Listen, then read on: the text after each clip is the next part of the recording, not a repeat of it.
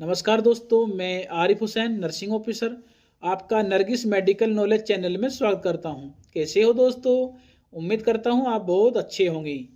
आज हम बात करने वाले हैं बैद्यनाथ की अशोका रिस्ट सिरप के बारे में। आज हम जानेंगे कि कौन कौन सी स्ट्रेंथ में ये सिरप आती है, क्या इसकी प्राइस होती है, और दोस्तों बैद्यनाथ फार्मा के अलावा और कौन कौन सी कंपनी होती है जो इस सिरप का निर्माण करती है, और क्या क्या इंग्रेडिएंट्स मिला के इस सिरप को तैयार किया जाता है, क्या इसके उपयोग होते हैं, क्या इसके साइड इफेक्ट होते हैं, और क्या इसकी डोज होती है। तो दोस्तों पूरी जानकारी जानने के लिए आप हमारे वीडियो को अंत तक देखें। और दोस्तों चैनल पे पहली बार आए तो प्लीज चैनल को सब्सक्राइब जरूर करें, जिससे हमको मोटिवेशन मिलता रहे। चलिए दोस्तों स्टार्ट करते हैं आज की वीडियो। सबसे पहले हम बात कर लेते हैं बैद्यनाथ की अशोका सिरप के स्ट्रेंथ की। बात करें तो दोस्तों ये 450 ml की पैक में सिरप आती है, जिसकी लगभग प्राइस होती है 155 रुपये।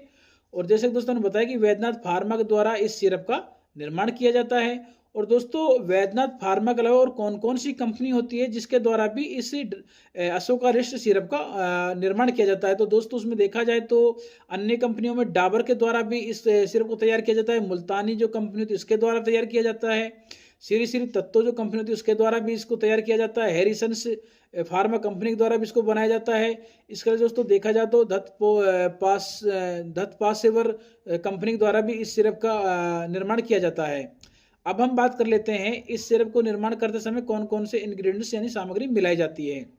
तो दोस्तों इस सिरप को तैयार किया जाता है तो इसमें आंवला मिलाया जाता है, इसके अलावा दोस्तों अशोक मिलाया जाता है, हरी तकी मिलाया जाता है, दोस्तों मुस्ता सामग्री मिलाई जाती है। इसके दोस्तों धाय फूल मिलाया जाता है, काला जीरा मिलाया जाता है, दोस्तों मोथा मिलाया जाता है, और दोस्तों लाल चंदन मिलाया जाता है, दारू हल्दी मिलाया जाता है, और अमलकी मिलाया जाता है। दोस्तों ये से कुछ इंग्रेडिएंट्स है, इसको मिलाकर इनका सिरप का निर्माण किया जाता है।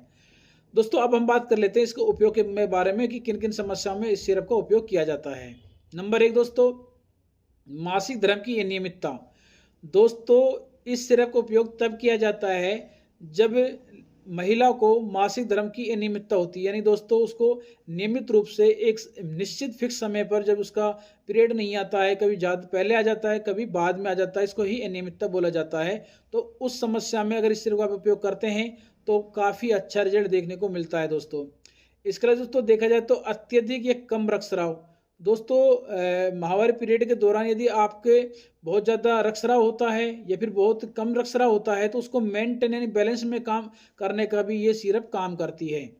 इसके लिए दोस्तों देखा जाए तो गर्भाशय को मजबूत करने का काम भी करती है। दोस्तों ये महिला के जो गर्भाशय होता है उसमें किसी प्रकार की कमजोरी आ जाती है तो उसको मजबूत करने का भी काम करती है, अगर आप इसका नियमित उपयोग करते हैं तो। इसके अलावा दोस्तों यदि गर्भाशय यानी गर्भाशय की में यदि सूजन इन्फेक्शन हो जाता है तो उस सूजन इन्फेक्शन को खत्म करने में भी इस सिरप का उपयोग किया जाता है। इसके लिए दोस्तों देखा जाए शरीर में कमजोरी, ये दोस्तों किसी को शारीरिक रूप से कमजोरी महसूस होती है महिला को, तो उस यदि इस सिरप का उपयोग किया जाए तो इस तरह की कमजोरी को दूर करने में भी काफ़ी सहायक होती है। इसके लिए दोस्तों ब्लड सर्कुलेशन। दोस्तों जो हमारा शरीर में ब्लड का सर्कुलेशन होता है वो किसी कारण से धीमा पड़ जाता है, सही ढंग से चल नहीं पाता है, तो उसको मेंटेन करने का भी ये काम करती है। थकान में भी काफ़ी उपयोगी होती है। और दोस्तों हड्डियों को मजबूत बनाने में भी इस सिरप का उपयोग किया जाता है। दोस्तों पेट में किसी प्रकार की ऐंठन और दर्द रहता है, अगर इसका उपयोग करते हैं तो पेट की ऐंठन और दर्द भी खत्म हो जाता है। इसके लिए दोस्तों देखा जाए तो पाचन संबंधी जो कमजोरी होती है, जैसे कि आपको गैस बनती है, एसिडिटी बनती है, कॉन्स्टिपेशन रहता है, तो यदि इसका नियमित उपयोग किया जाए तो आपको पाचन संबंधी जो विकार होते हैं उसमें भी इसका काफ़ी अच्छा रिजल्ट रहा है। इसके लिए दोस्तों किसी को यदि भूख नहीं लगती है तो अगर इसका उपयोग किया जाता है नियमित तौर पे तो आपको भूख लगना स्टार्ट हो जाएगा दोस्तों। और दोस्तों इसके अलावा देखा जाए तो महिलाओं के जो हार्मोन्स होते हैं यदि इम्बैलेंस हो जाते हैं तो उनको दोस्तों बैलेंस करने में यानी कि मेंटेन करने में भी इस सिरप का काफ़ी अच्छा रिजल्ट रहा है। इसके लिए दोस्तों महिलाओं को एक प्रॉब्लम होती है लुकोरिया की, जिसको हम श्वेत प्रदर यानी सफ़ेद पानी बोलते हैं। अगर आप इसका नियमित उपयोग करते हैं तो लुकोरिया की समस्या है सफ़ेद पानी की वो भी खत्म हो जाती है। तो दोस्तों ये थे इसके कुछ उपयोग जो हमने आपको बताए हैं। अब बात कर लेते हैं इस सिरप के उपयोग करने के बाद आपको क्या क्या साइड इफेक्ट देखने को मिल सकते हैं। दोस्तों वैसे तो ये कि आयुर्वेदिक हर्बल औषधि वाली सिरप होती है, इसके साइड इफेक्ट होते नहीं है।